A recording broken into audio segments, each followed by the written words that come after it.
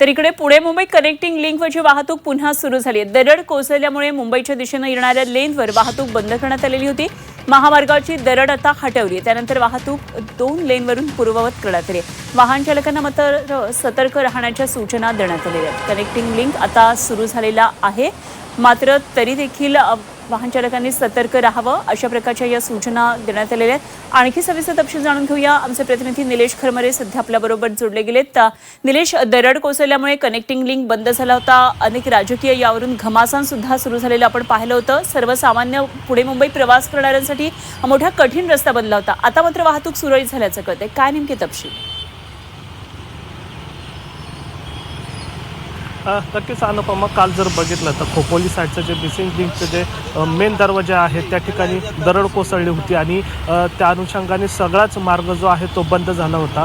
पण मात्र रात्री उशिरापर्यंत त्या ठिकाणी जो चिखल आणि राडारोडा होता तो काढण्याचा प्रयत्न करण्यात आला आणि कारण उशिरा मिसिंग लिंक जे आहे ती सुरू करण्यात आली होती। रात्री 2 लेन जे आहेत ते सुरू करण्यात आलेले आहेत, मात्र आणखीन 2 लेनवर पाणी असल्यामुळं तो लेन जो आहे तो बंद करण्यात आलेला आहे। मात्र वाहतूक जी आहे ती आता धीम्या गतीने त्या ठिकाणी सुरू आहे।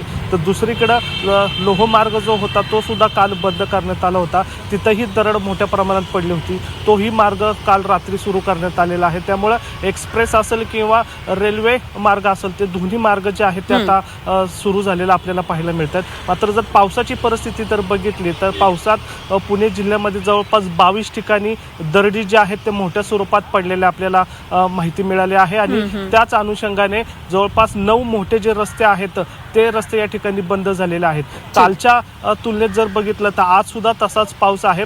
आज पवना असेल किंवा लोणावळा असेल किंवा भोर असेल या घाटमाथ्यांवर जवळपास 200 मिलीमीटरच्या वर पाऊस रात्री बरसलेला आहे। त्यामुळे आज सुद्धा या ठिकाणी पावसाची मोठी शक्यता या ठिकाणी वर्तवली जात आहे।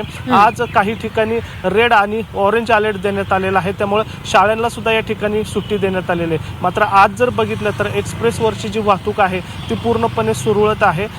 मिसिंग लेनवरच्या 2 लेन जरी बंद असल्या तर तिथलं पाणी जे आहे ते कमी झाल्यानंतर पूर्णपणे मिसिंग लिंकचा जो बोगदा आहे किंवा 4 लाईन आहेत ते सुरू केले जातील। त्या ठिकाणी काम सुद्धा पाणी काढण्याचं सुरू आहे। मात्र आता दोन्ही मार्गावरील बोगदा जो आहे तो या ठिकाणी सुरू असल्याची माहिती मिळते। निश्चितच ही एक दिलासादायक बातमी पुणे मुंबई प्रवास करणाऱ्या प्रवाशांसाठी म्हणता येईल। निलेश, जरूर या संदर्भातले अपडेट्स वेळोवेळी जाणून घेत राहू। तुर्तास धन्यवाद दिलेल्या माहितीसाठी। निलेश खरमरे आमचे प्रतिनिधी आपल्याबरोबर होते।